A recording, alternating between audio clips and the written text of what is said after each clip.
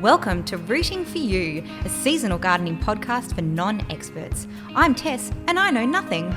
And I'm Alyce, and I know some things. Each week we'll chat about one gardening topic and then discuss the effort-reward payoff by asking, is the juice worth the squeeze? Just a heads up, there might be a bit of swearing in this episode. You've been warned.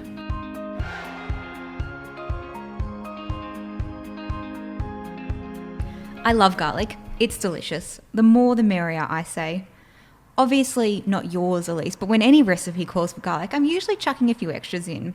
I'm literally buying garlic bulbs every single week.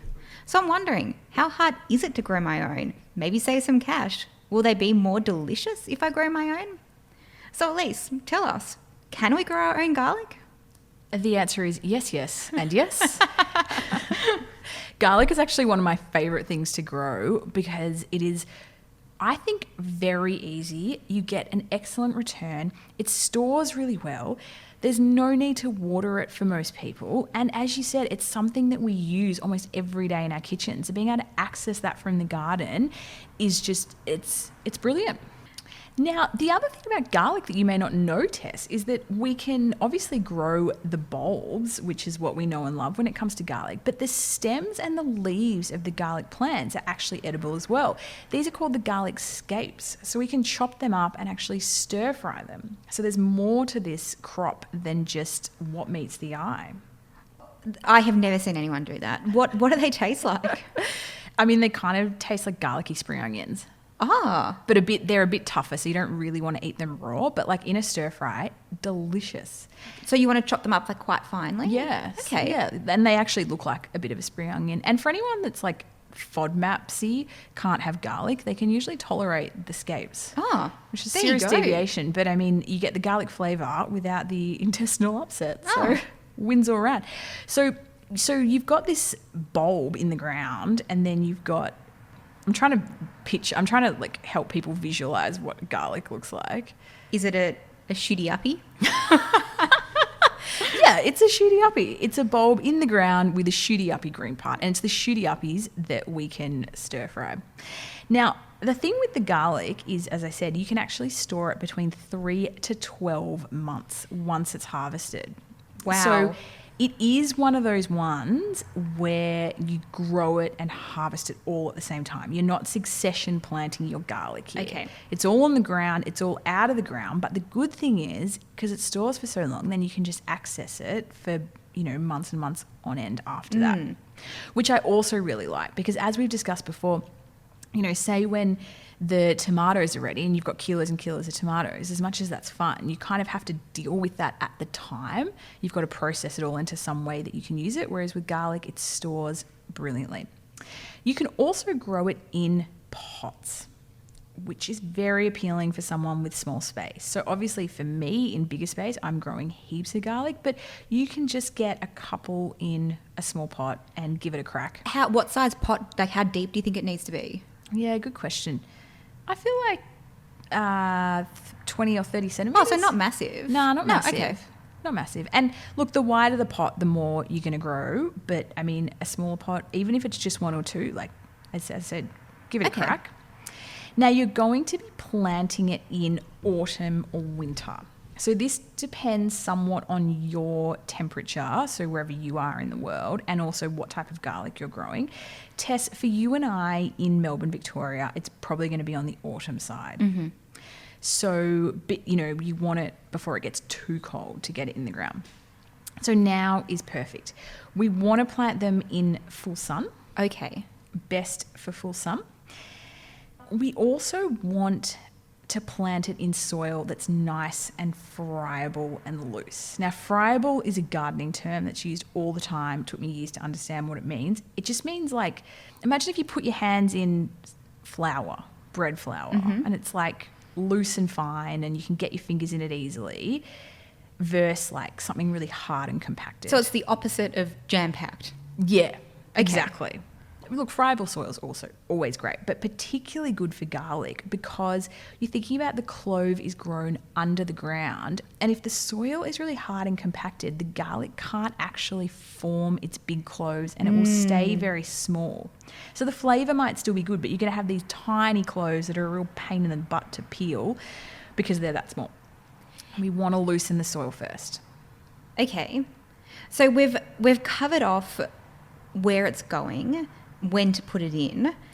I'm wondering how we actually get it in the ground. And I've got a sneaky suspicion after our How to Plant a Plant episode that we're not going to find a garlic seedling. Exactly, Tess. This is an unusual one because, believe it or not, you actually grow garlic. A bulb of garlic is grown from an individual clove of garlic. So the clove of garlic that you would add to your pasta sauce tonight is the same clove of garlic that will grow a whole bulb. That's fantastic. I've got them sitting in the fruit bowl, ready to go. And look, you actually will see that sometimes, if you have garlic that you've bought and you haven't eaten it within a, timely fashion, that you start seeing it like sprouting a little green thing out the top. That's the clove actually starting to grow into a bulb. Ah. Magic, right? So you said the one in your fruit bowl at the moment. Now, I would caution people against using supermarket garlic because often this is imported, it can be sprayed, and it can actually introduce diseases into your garden. So you've got two choices. Either buy organic garlic, literally from the organic shop at the market, down the road, whatever it is, or you can go online and there are heaps of like specialty garlic suppliers. Now, as you know, I'm a fan of this because there's 100 different varieties of garlic we could grow. Which we at least bangs on about this quite a lot, about one of the joys of growing stuff yourself is that you can grow more crazy and interesting varieties of things. So I guess garlic falls into that. It does. And some garlics you can grow are so mild that you can just slice them up and add them to a salad. Some garlics you can grow are like fiery hot garlic, like almost like a chili, not in the spice sense, but just in that like packing flavour. Flavour punch. Exactly. So, go online and do some Googling and find one that sounds fun and grow that. Of course, if you can't be bothered with that, just go to the organic shop and choose what they've got on the shelf. All will be fine. Then what you do is you get your bulb and you break it into the individual cloves. So a bulb would have, 10 cloves. So that's actually one bulb you're going to buy is going to turn into 10 bulbs. That's pretty good economics, I reckon. Yeah. So the trick is, unlike seeds, so seeds don't have kind of like a top and a bottom. You can put them in any which way in the ground. It is important when you plant your garlic that you put it in the right way. And what the right way is, it's called facing up, but of course that means nothing. The same way you would sit the bulb of garlic on your bench with kind of the triangular flat bit on the bottom and then the pointy bit on the top. Yeah, and sometimes you can see them that they've got a little bit of roots. Yeah. So that bit going down. Exactly. The rooty bit going down, the pointy bit going up. Exactly. And you want to put it 3 to 5 centimetres underground. Okay. And how close together? Good question. About 10 centimetres apart. Okay. So if you've got a small pot, a tiny pot, there might only be one. But I'd say most pots you're going to get, 5 in some kind of like little circle arrangement. If you put them too close, you won't get the full size. Okay. And you just poke them in to the loose soil. Poke them in. Exactly. Now, if your soil is loose already, high five for you, that's brilliant. If it's not, what I do is I get one of those little like rakey things, look like a fork, and like fork through and just like loosen it up before you put your garlic in. So you're going to bang it in the ground, you're going to make sure it's pointing the same way up, and then you're not going to do much for a couple of weeks. Then in a couple of weeks, as the green starts to shoot out of the ground, you'll get these little shooty uppies. We're then going to mulch it. And you don't have to do this, but if you mulch it, you'll get bigger bulbs. And we're all about that. We like big bulbs. So get your mulch out.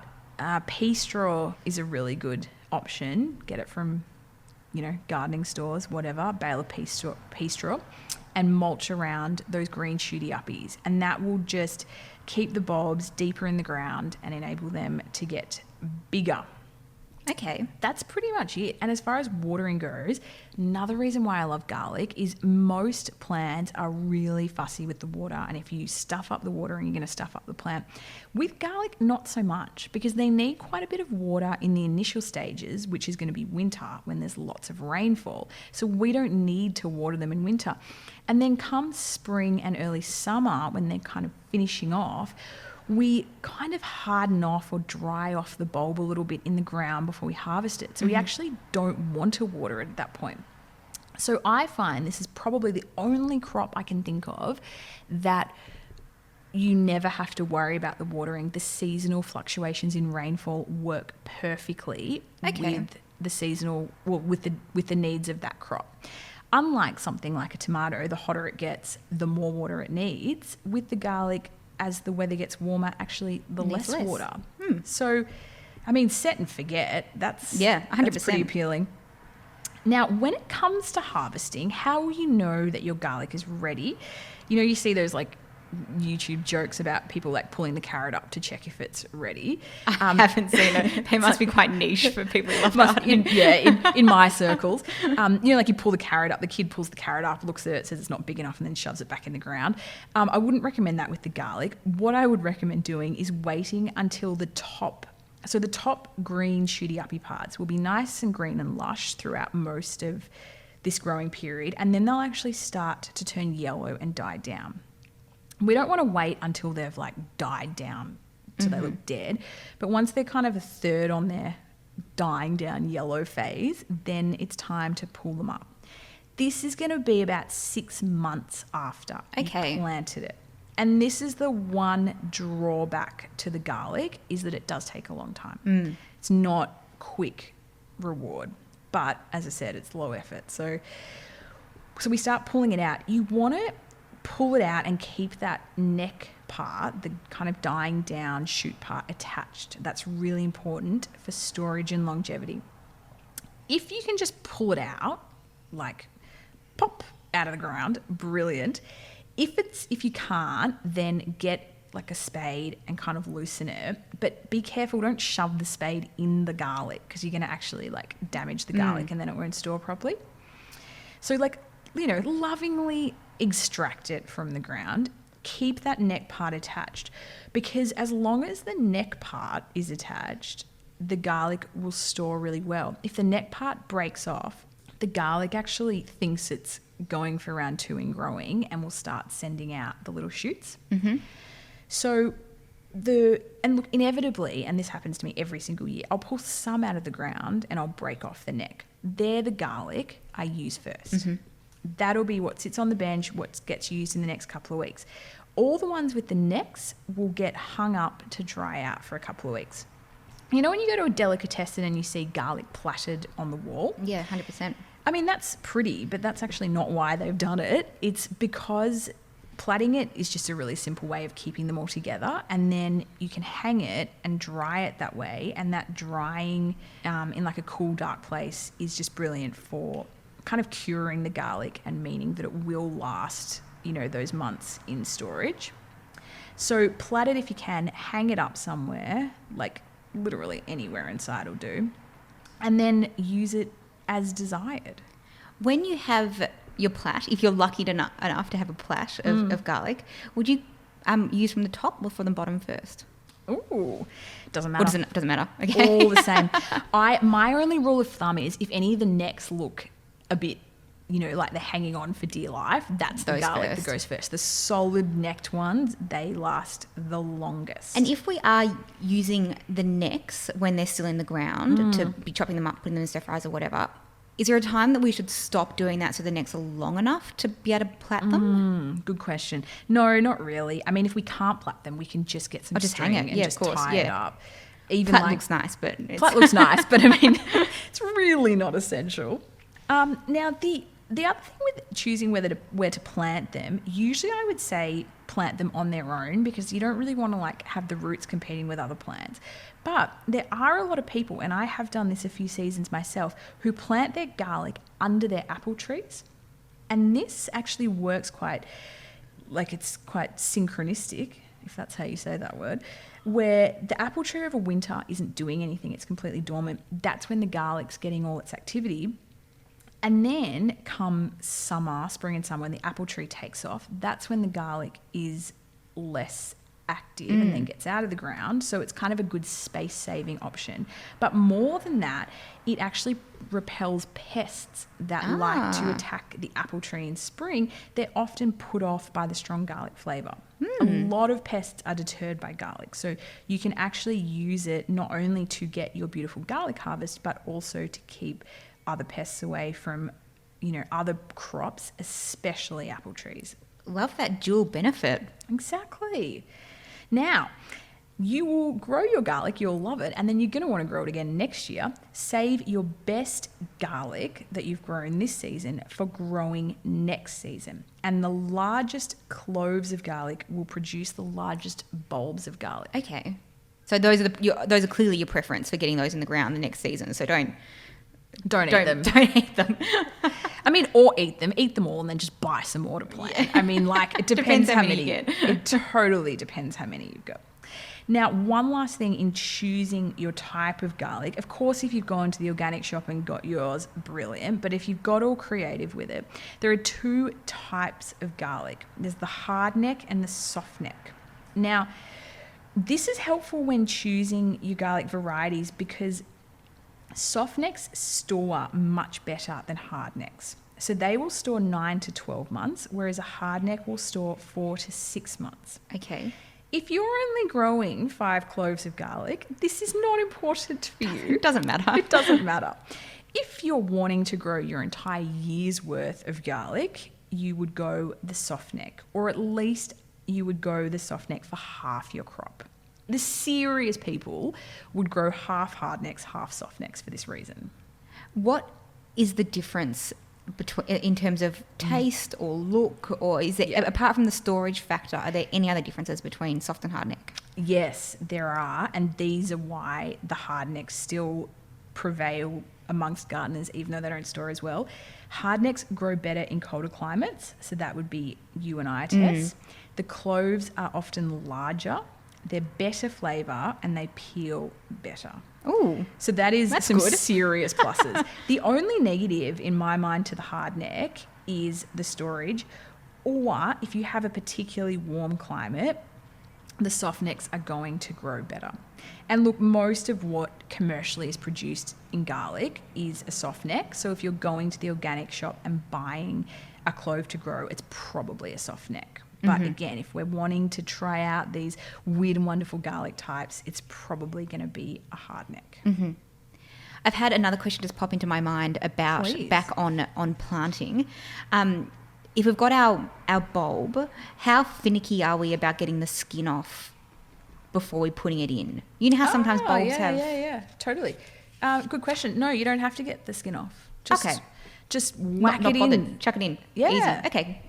Good question. I can imagine people peeling it like they were making a pasta sauce.